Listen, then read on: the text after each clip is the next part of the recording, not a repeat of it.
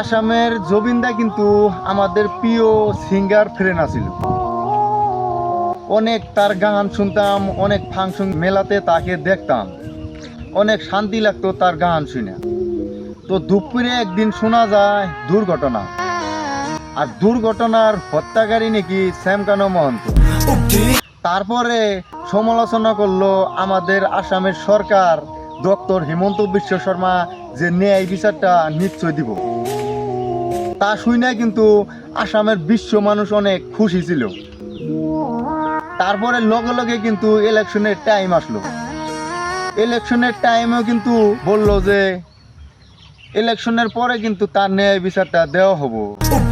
তো ভাই, ইলেকশন পার হওয়ার পরেও কিন্তু এখনো আমাদের জবিন্দার ন্যায় বিচারটা পাওয়া যাচ্ছে না।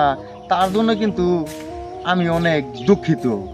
আর আমার সাথে যদি আপনারা নিশ্চয় দুঃখিত থাকেন, অবশ্যই ভিডিওতে কমেন্ট করবেন কি করা উচিত আর কি না করা উচিত। আপনারা যেতে পারেন এই ভিডিওটা শেয়ার করবেন। ওকে ভাই, ভিডিও